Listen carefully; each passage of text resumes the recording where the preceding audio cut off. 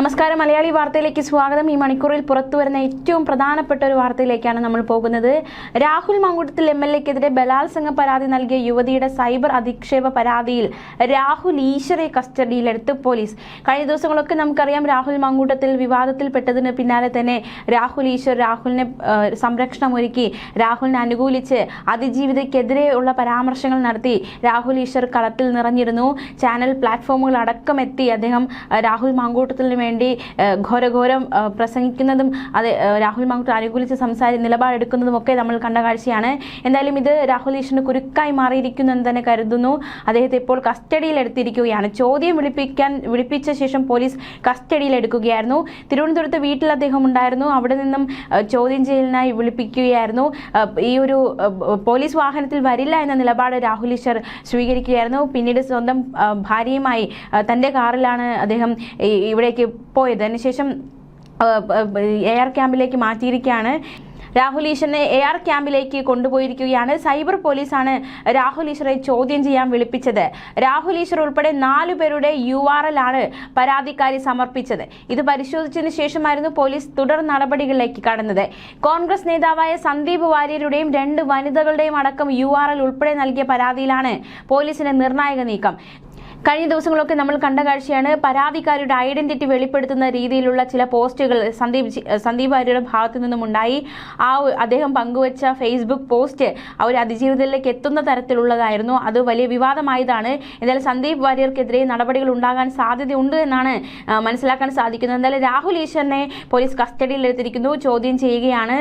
എന്തായാലും കുരുക്ക് മുറുകുകയാണ് എന്ന് തന്നെ പറയാം. പ്രത്യേകിച്ച് ഈ ഒരു വീഡിയോയിലൂടെ രാഹുൽ ഈശ്വർ വീഡിയോ പങ്കുവച്ച് അതിലൂടെ ഈ ഒരു വിഷയത്തിൽ പ്രതികരണം നടത്തുന്നുണ്ട്. അതുകൊണ്ട് തന്നെ ഡിവൈസുകൾ പരിശോധിക്കുക എന്ന നീക്കത്തിലേക്ക് അന്വേഷണ സംഘം കടക്കുന്നുണ്ട്. ഇപ്പോൾ നിലവിൽ ലാപ്ടോപ്പ് തന്റെ വീട്ടിലാണ് എന്നാണ് അദ്ദേഹം പറഞ്ഞിരിക്കുന്നത്. തന്റെ കയ്യിലുള്ള മൊബൈൽ ഫോൺ അത് അന്വേഷണ സംഘത്തിന്റെ കസ്റ്റഡിയിൽ എടുക്കുകയുണ്ടായി. അത് പരിശോധിക്കുന്നുണ്ട്. എന്തായാലും രാഹുൽ ഈശ്വറിന് വലിയ രീതിയിലുള്ള കുരുക്ക് ആയിരിക്കുകയാണ് എന്നാണ് മനസ്സിലാക്കാൻ സാധിക്കുന്നത്. എന്നാലും തിരുവനന്തപുരത്തെ വീട്ടിൽ നിന്നാണ് അദ്ദേഹം കസ്റ്റഡിയിലായിരിക്കുന്നതെന്നാണ് മനസ്സിലാക്കാൻ സാധിക്കുന്നത്. ഹാജരാകാൻ പോലീസ് ആവശ്യപ്പെട്ടിരുന്നു.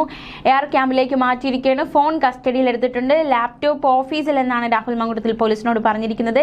കസ്റ്റഡിയിൽ ചോദ്യം ചെയ്യൽ പുരോഗമിക്കുകയാണ്.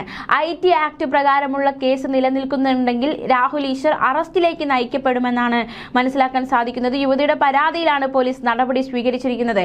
കഴിഞ്ഞ ദിവസം മുതൽ തന്നെ യുവതിക്കെതിരെ വലിയ രീതിയിലുള്ള സൈബർ ആക്രമണം ഉണ്ടാകുന്നുണ്ട്. പ്രത്യേകിച്ച് പരാതിക്കാരിയുടെ ഐഡന്റിറ്റി ഈ ഒരു കേസിൽ സംരക്ഷിക്കുക എന്നത് വലിയൊരു ദൗത്യമായിരുന്നു. പക്ഷേ അതിലെവിടെയൊക്കെ പാളിച്ചകൾ സംഭവിച്ചിട്ടുണ്ട്. പരാതിക്കാരിക്കെതിരെ വലിയ രീതിയിലുള്ള സൈബർ ആക്രമണം ഉണ്ടാകുന്ന തരത്തിലേക്ക് കാര്യങ്ങൾ നയിക്കപ്പെട്ടിരിക്കുകയാണ്. അതുകൊണ്ട് തന്നെയാണ് ഇത്തരത്തിലുള്ള പരാതിയുമായി പരാതിക്കാർ രംഗത്ത് വന്നിരിക്കുന്നത്. എന്നാൽ രാഹുൽ ഈശ്വറിന് ഈ ഒരു പരാതിയിൽ, അതിജീവിതയുടെ പരാതിയിലാണ് അന്വേഷണ സംഘം ഇപ്പോൾ നടപടി സ്വീകരിച്ചിരിക്കുന്നത്. സന്ദീപ് വാര്യർക്കെതിരെയും കേസെടുത്തിട്ടുണ്ട് എന്നാണ് വിവരം. എന്തായാലും കൂടുതൽ വ്യക്തത വരേണ്ടതായിട്ടുണ്ട്. യുവതിക്കെതിരെ സൈബർ ആക്രമണം നടത്തിയെന്നതാണ് രാഹുൽ ഈശ്വറിനെതിരെയുള്ള കുറ്റം.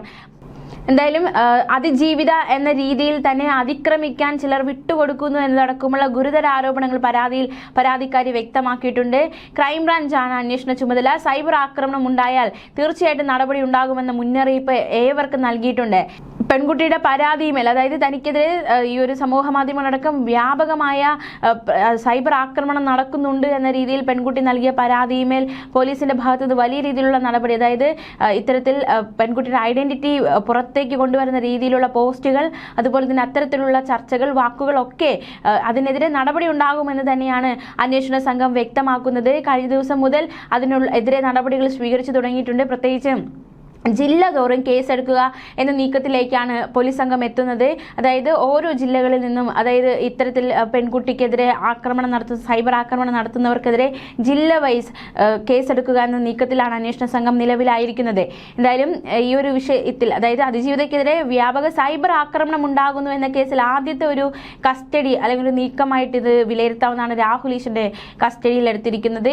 എന്തായാലും തിരുവനന്തപുരം സൈബർ പോലീസാണ് രാഹുൽ ഈശ്വറിനെതിരെ കേസെടുത്തിരിക്കുന്നത്.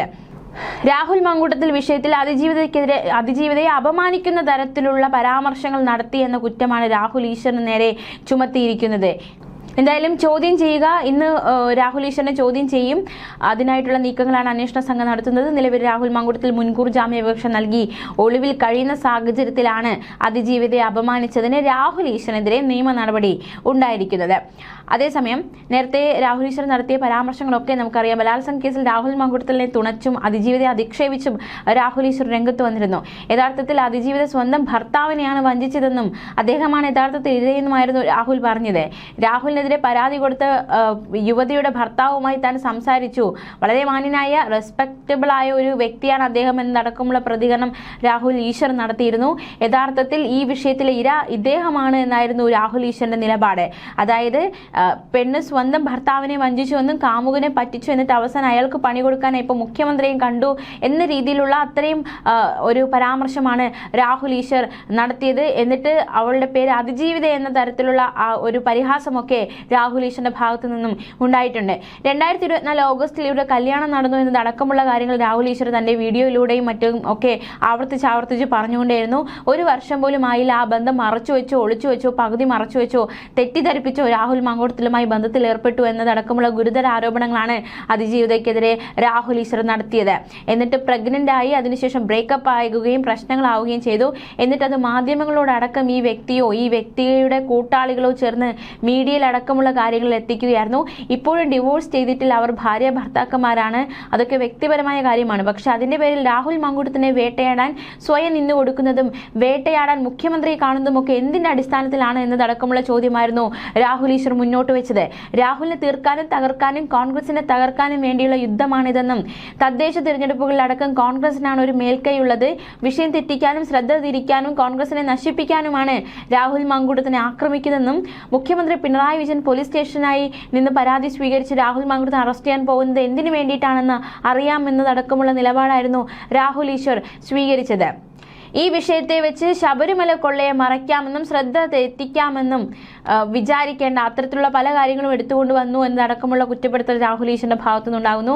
രാഹുൽ മാങ്കൂട്ടത്തിന്റെ അറസ്റ്റിനായി പിണറായി വിജയൻ സഖാവ് നീങ്ങിക്കഴിഞ്ഞുവെന്നും അടുത്ത സരിത ഓൾറെഡി എത്തിയിരിക്കുകയാണെന്നും എതിർ കക്ഷികളെ നല്ല ആൾക്കാരെ ഏതെങ്കിലും രീതിയിൽ പെണ്ണ് കേസിലും ഗർഭക്കേസിലും കുടുക്കി ഇല്ലാതാക്കണം എന്ന് പറയുന്ന ആറ്റിറ്റ്യൂഡ് നമ്മുടെ നാട്ടിലുണ്ടായത് ഇല്ലാതാകണം എന്നതടക്കമുള്ള ഒരു പ്രതികരണമായിരുന്നു രാഹുൽ ഈശ്വറിന്റെ ഭാഗത്തുനിന്നുണ്ടായത്.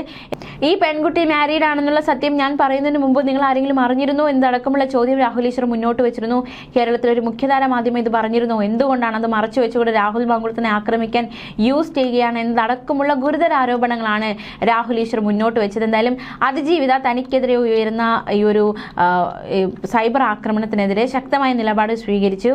അതുകൊണ്ട് തന്നെ വലിയ മുന്നറിയിപ്പ് അന്വേഷണ ഭാഗത്ത് നിന്നും ഉണ്ടായിട്ടുണ്ട്. ഇപ്പോൾ ഇതാ രാഹുൽ ഈശ്വറിനെ കസ്റ്റഡിയിലെടുത്തത് അറസ്റ്റിലേക്ക് നീങ്ങുമോ എന്ന ചോദ്യമാണ് നിലവിൽ ശക്തമാകുന്നത്. രാഹുൽ ഈശ്വറിനെ കസ്റ്റഡിയിലെടുത്തിരിക്കുകയാണ്. ന്യൂസ് ഡെസ്ക് മലയാളി വാർത്ത.